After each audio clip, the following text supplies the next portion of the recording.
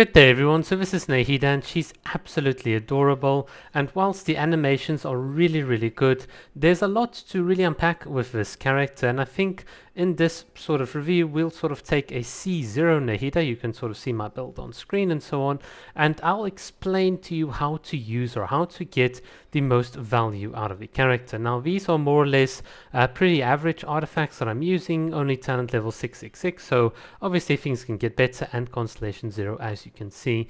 So the big thing to know about Nahida is that she's a reaction based unit, and this is something that a lot of people I think might misjudge her for initially.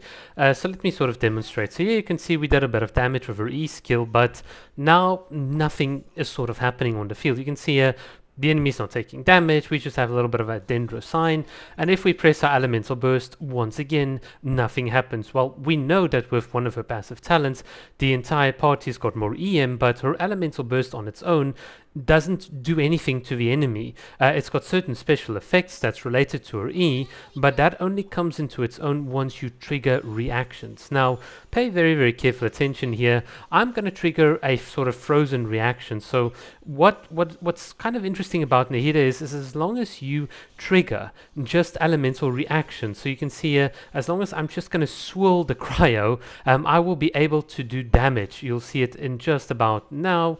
Once we get a bit of cryo, let's just put a bit of cryo on the enemy. So look at that, there we go, there's the 12k. So that's what I wanted to show you. So every 2.5 seconds, obviously in this case, we can trigger a reaction even though we are not getting any dendro cores, we're not applying any electro.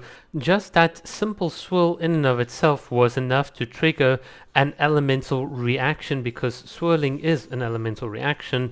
And there you go, you can see it very clearly. It actually does then trigger Nahida's E ability, which is the bulk of her damage. This is how Nahida does damage, via reaction. So this is why I tried to put in this example. Now what happens when we put Nahida in a much more traditional reaction based team? So we've got Electro, we've got Hydro. Well, you'll sort of see what happens in the background. So immediately we can see that Nahida's ability can trigger the Quicken Aura, and basically what this allows us to do is to do spread damage with Nahida's E ability. So in other words, you can see there's a 29k sort of spread number there, and basically just to sort of summarize it, whenever you trigger reactions on the enemy, Nahida applies dendro to the enemy. So in this case, the reaction that we're sort of triggering here is the quicken, and obviously we can trigger some reactions with the swirl and so on, and that applies dendro onto the enemy. So that's why the enemy's got like a dendro aura on him, and this then allows us to trigger spread and some other reactions and so on. So it's pretty powerful. So as long as the enemy's got that, you see like a little special mark on him, Nahida can do her damage. So in this case it's not too bad, and basically I think Nahida herself is not obvious to play. It's not like you have an obvious strong E ability, like let's say with Yelan, you do an E and you see the damage, or you press Q with Raiden Shogun, you see a lot of damage. Her damage is kind of in a slightly invisible to the player, but it is there, and it is really strong. So when people say that Nahida doesn't do a lot, please be like very cautious of it, because the character herself is very deceptive in how she does the damage. And the key thing that you would have also noticed is that she has short cooldowns, and she can consistently apply dendro, as well as fulfill the role of a sort of spread sub DPS unit, and that is just absolutely crazy. Just as crazy as Masanori here tanking all of our abilities for such a long time. That's got to be a world record. Alright, so enough with the playing around. Let's go into the abyss and look at a couple of things. So obviously bloom reactions. Let's see what we can do with Nilo and the bountiful cores, and exactly how Nahida plays into it. So just a bit of a disclaimer, this is probably, I'm not sure what the 100% optimal way yet is to play Nahida in this sort of team. So this is just me taking a bit of a guess, quickly sort of applying the little dendro E onto everyone, and yeah, she just melts enemies. This is the powerful thing that I think a lot of people criticize Nilo for, is the fact that enemies can be spread out. So even if you do have a Hydro ring and whatever, you might not be able to reach all of them. And I think Nahida in a certain sense solves this, because if you can tag all of the enemies, even if they're a bit further out, just by sort of triggering her E ability, you will hit hit that enemy that is so far away. And of course, with Nilo's elemental burst, you might be able to even hit that enemy still with a bit of Hydra, so you can get the Dendro damage core there, as well as Nahida hitting him. So in a certain sense, the AoE problem, or not being able to group up enemies, has to some degree been helped by Nahida in the fact that you can hit those enemies in the furthest backgrounds, provided you tag them, of course.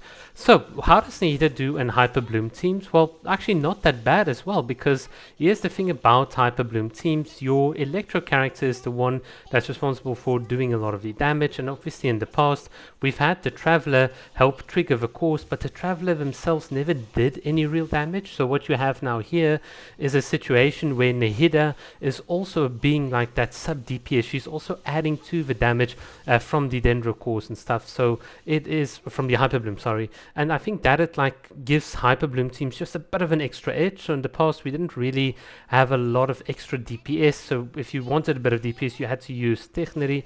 And I think in this case it's just so much easier, especially in AoE environments. So it really is not too bad. And of course I'm using Nilo here because, like we've said in all the previous videos, Nilo herself is not too bad when it comes to these sorts of teams. Of course you can use Kokomi, Nilo or Kokomi, both would work really fine. I prefer kind of Nilo in some situations over Kokomi here, and that's just because I want to not accidentally get my cookie above 50% health or above a low health threshold, because otherwise I will then lose that bonus EM, which is exactly the key to this sort of team.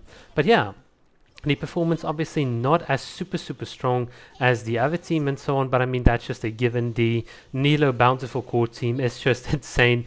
Even with Nahida, it's just, as long as you get the Dendro off, it is just so good. I really don't want to see what's going to happen when we activate Constellations. It's going to be really powerful. But yeah, I mean, look, Hyper Bloom, not too bad, and with Nahida I think you still get very good, decent results as expected and so on. And then sort of a final sort of team showcase.